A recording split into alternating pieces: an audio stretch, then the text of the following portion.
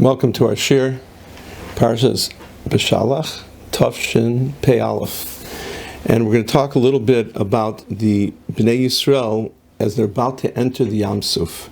And the Pasuk tells us, Pasuk Lamed Aleph, Vayar Yisrael et Yad HaGdolah Sh'asa Hashem Mitzrayim, and they saw the Yad HaGdolah.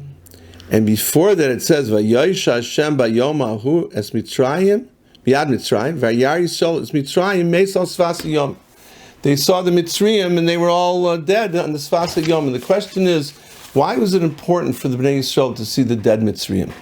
So the Chazal tell us that, they were worried that maybe they're coming out of the Yam and maybe they don't know what's going on behind them. Maybe the Mitzrayim are right behind them. So HaKadosh Baruch Hu showed them the Mitzrayim Meisal Sfas Yom, so it shouldn't be a problem.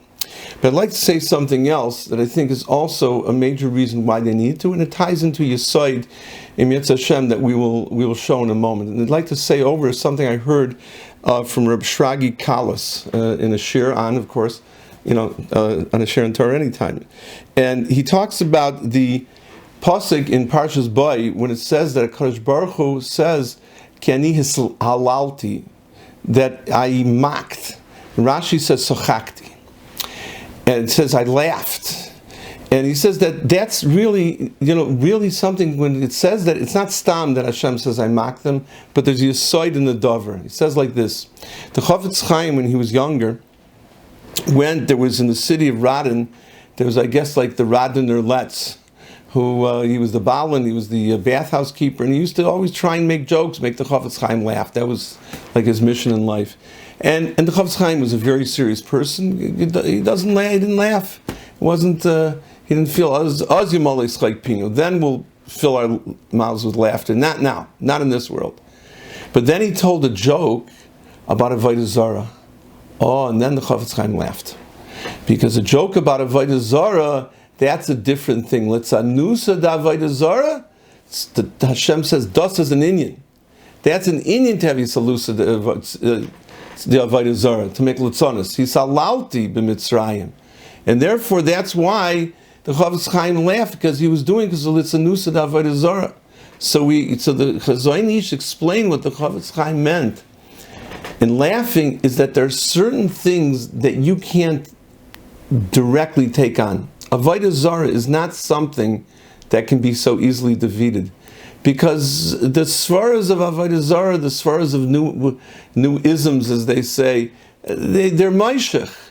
I heard a story, I remember I was once being Menachem Ovel, somebody, and he said that I think it was in Hungary, it was wherever it was, that in that city, he said by his father, the one who was Nifter, grew up in a certain city. So in that city, the minig was that on the day of May Day, the day of May 1st of socialism, that they used to plant the communist flag on top of the Tsar's police station. Now, you should know, if you plant a flag on the communist flag on top of the police station and they catch you, you probably will not be alive for more than a minute or two. They're going to kill you right away. But they did it because they were so addict to communism. And he says the Yid who did it in that city was a Yid mit a Bort, a Streimel, and a Becker. Because the Jews so fell into communism, it was so powerful, the pull of communism, that it said 80-90% of the people just threw away Yiddishkeit overnight after Dars and Dars. It had so Maishach. And now, of course, it's a joke, but then it was Maishach. So, therefore, he says the Chazon Ish, the Chofetz Chaim was teaching us a lesson, that the only way to fight the pull of these type of Deus Kaizvais is through Litzonis. Make fun of them. And he told the Meiradik Amaisu, the Chazon Ish, that at that time, Reb Shalom Shvadron was saying Shurim, the Zichron Moshe Shul, in Yerushalayim, and hundreds of people would come by, and they would be there for him, and they would come and listen. If you ever heard Reb Shalom Shvadron, I'm old enough to remember him. You gelacht and gelacht and gelacht. But he, there were certain people, Kanoyim, that felt there was Litzonis. He was Chas v'Shalom, he was doing Litzonis. It's passing in the Heilige Zichron Moshe Shul. So new Rav came in, and they told the new Rav, you got to throw him out. You should say Minchas Chinuch Shir. Say a serious share. He says, but yeah, but the hundreds of people come. So he said, yeah, okay, all right. He'll say in the driveway, he'll say out in the parking lot, and you'll say in the shul. He says, I don't know. So they asked the Brisker Rav. So Brisker Rav said, no, he should mamshich sein. What he's doing is important, and he's mashich the Labish of Klal Yisrael through his wonderful stories, his wonderful maisim, and he should keep doing it. Okay. But the Kanoim did not give up. And they kept sending Rav Shalom anonymous letters that you shouldn't do it. And Rav Shalom became very uncomfortable. Maybe he's doing the wrong thing. Maybe, So he decided he's going to ask the Chazon Ish. So he goes to Chazon Ish, and the Chazon Ish says to him, listen, he said, should I keep doing it or should I give it up? His Chazon Ish says, listen, I can't pass you unless I know what your shir is. You got to say your shir for me. So Rav Shalom opens up and says the shir for him. So the Chazon Ish gave him 20 minutes. As Moshe said, that was an amazing amount of time. And they were listening from the other room, and they hear the whole time the Chazon Ish is laughing, and he's laughing. And the Chazon Ish was also a person, was nish gelacht, not pashut. Gedai Yisrael, it's a serious business life. They didn't laugh.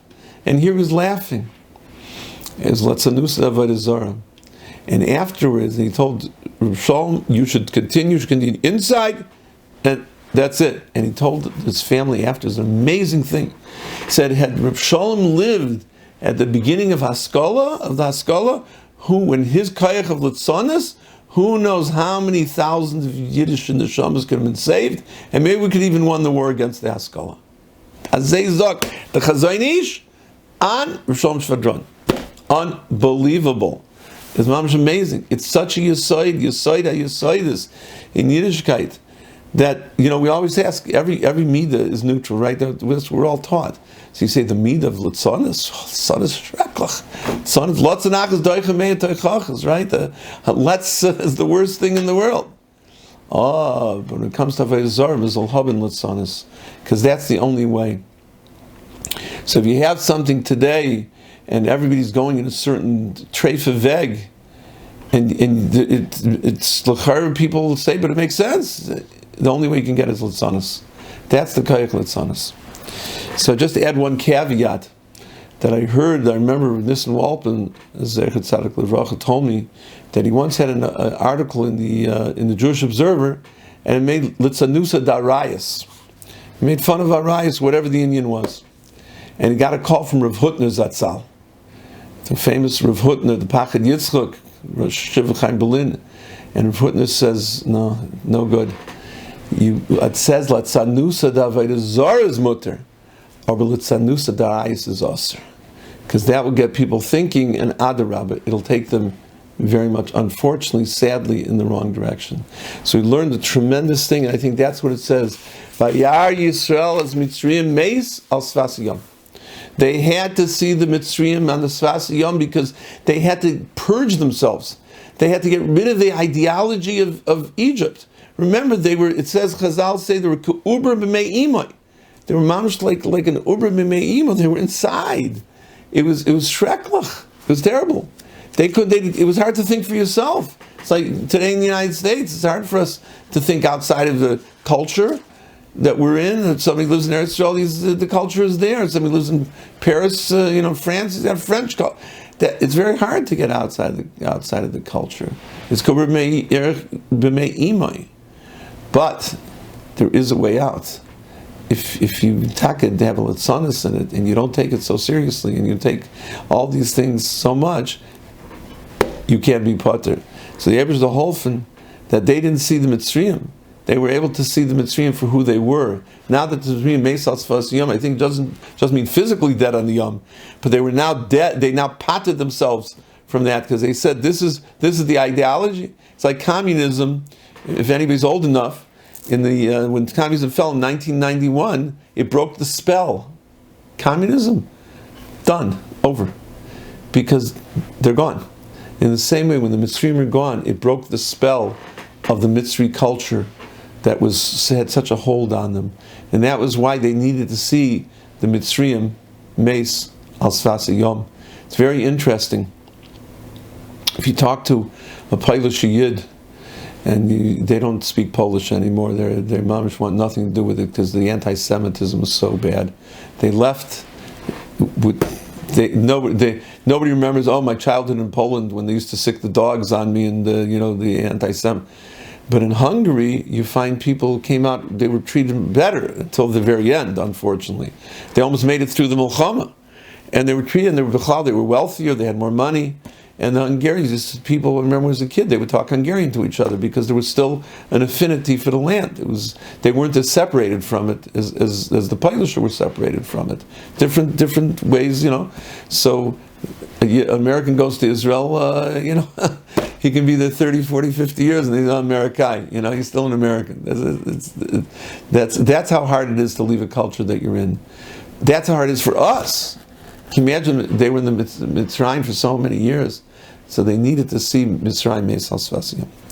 That's one zach I'd like to share with you. The other thing is also, I saw in the Mosque Mior, just a beautiful story. It says that the Bnei Yisrael, Vayitzaku Hashem, when they came there and they saw what was going on, they cried out to Hashem.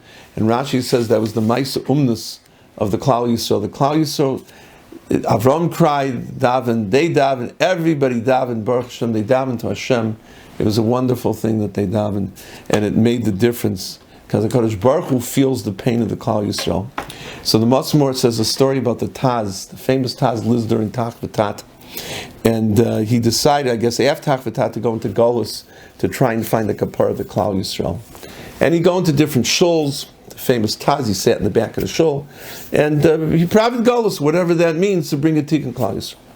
One day, one of his Talmidim sees him, and the Talmud gets, Rabbi, what are you doing sitting in the back of the shul?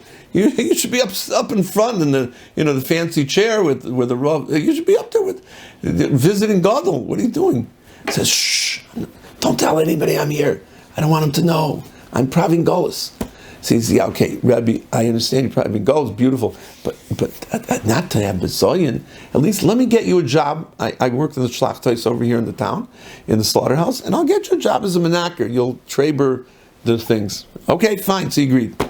So he's there in the Shlachtais, and there's in the Shlachtais, questions come up. So every question that came up, the Taz says, okay, this is the answer. Like, that's the answer. He just throws it off. The answer's okay, fine. This young new menaker seems to know his stuff. So they listened. Anyway, a few weeks go by, and the local Rav is noticing nobody's asked him any questions from the Shlachtais, He didn't get anything. So he called, he didn't know. He asked him, what's going on? So they said, we have this great new menaker, he knows it all. Bravaldik. So he answers all the questions. So, Chutzpah? He calls him in, and he says, excuse me, what's your name? He says, David Siegel. David Segel. What do you think? I can say I'm the Taz. He says, I'm David Segel. So, Chutzpah, you answer questions. He says, I just, they asked me, so what am I supposed to not tell them? So he says, that's wrong. So he takes him, it seems, they had a jail, it says he put him in Matzor. It seems he had some sort of a jail or maybe a room. He stood him in the corner. Some punishment that for doing this. Okay, so the Taz is sitting there. So a little girl comes in to the Rav of the city, and she's carrying a chicken. And then she's there for a few minutes, that seems like a 10-year-old from the story. And she walks out, and she's crying hysterically. So the Taz that was sitting by the windows calls out to her and says, little girl, what are you crying for? She says, my mother spent a whole month, we gathered pruta by pruta by pruta, so we could have a chicken for Shabbos. Once in a month, we should have a chicken for Shabbos. And the Rav said, it's treif.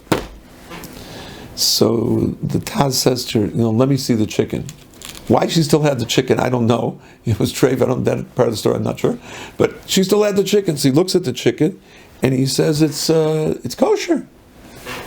And I want you to go back to the Rav and tell him he should please look in the Taz, Simon such and such and such, and he'll see it's kosher. And don't tell him who I am. So she comes back to the Rav, you had a 10-year-old girl, and tells the Rav, it's a Taz, Simon such and such. So he goes, takes the Taz off the shelf. It was known already by that time. And he looks at it and says, he's right. He says, little girl, who told you that? I don't know, she didn't last too long. She said, that man who's in there. So the Rav chapped that was the Taz. He went over to him. He says, I bet some mechila. I put you in jail. I didn't realize. Called you a mechutzef. I didn't know you were the Taz. I'm so sorry. And that was the end of the story. To the end of the story. So Reb Chaim Kanievsky said he had a kasha.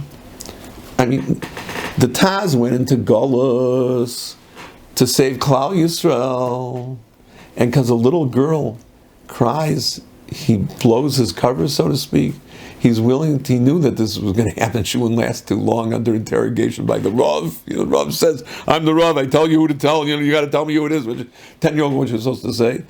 So for a little girl, maybe it's more important that he should keep his galus and he shouldn't do this. So she won't have chicken for Shabbos. I mean, she didn't have chicken for Shabbos. So she won't have chicken for Shabbos. So, no, the world, the gate nicht unter. Zogt Reb Chaim Kanievsky, it shows that the cries of a little girl are so stark, are so chashuv, that he was willing, the Taz was willing to stop his galus because a cry of a little girl, that she didn't have chicken for Shabbos, made such a rosham that you have to listen. And who knows that how we have to daven to HaKadosh Baruch Hu, because Hashem really does listen to our tefillos. And I just want to conclude that I was a Levaya today from an Elta Yid. His name is Eli Benatar, a Sephardi Yid from Morocco in his mid-90s. And I'll be honest with you, I didn't understand most of the Hespedim. They were in Spanish. Some were in a hard to understand, but I understood one thing. His son said that he used to daven, the beautiful Sephardi davening, the lyrical, musical, out loud Sephardi davening. It's so powerful. And he was davened all his life. And here he was an older man, he was in his 90s, and it was getting hard, and they spent over an hour, and he just couldn't, it just was too hard for him to daven. So he told his son, Imani lo yachol hitpalel, lama li lachyot. If I can't daven, what's the purpose of living? Halavai, what an amazing musar to all of us, that this Yid understood what tefillah is. Tefillah was holy to him. Tefillah was his talking to the Rebbeinu Shalom. And the Rebbeinu Shalom listens. So the Taz understood that a little girl cries out in pain, and she's so upset because she won't have chicken for her Shabbos Suda, that it's worth the Taz, the Heiliger Taz, Gadol Ador, to not profit Golas. So how much will the Rebbeinu Shalom listen to our cries and our tefillahs? We're now in such a difficult time. We're in the Tekufas HaKovid, as we've talked about so often, and we're here in a time when we're all suffering to one degree or another. Shall be gesund and stark, but everybody feels that even if somebody's healthy the whole way through, there's still the bedida and the going to Eretz Yisrael. It's been a rough time. Let's use that. Let's use that to energize ourselves, to daven to the Rebbeinu Shalom, daven harder to the Rebbeinu Shalom, to be like Mr. Benatar, who said, if I don't daven, what's the use of living? Wow. Eber Zaholfen, Veitzakol Hashem, the Yidden cried to Hashem. They used the umnus of Avram, Yitzchak, and Yaakov, Becharbi, Bekashti, Tefillah. Let's all take that tefillah, that kayach tefillah we have, and let's use it to bring an end to all the tzaras and to bring the beginning of the Gula.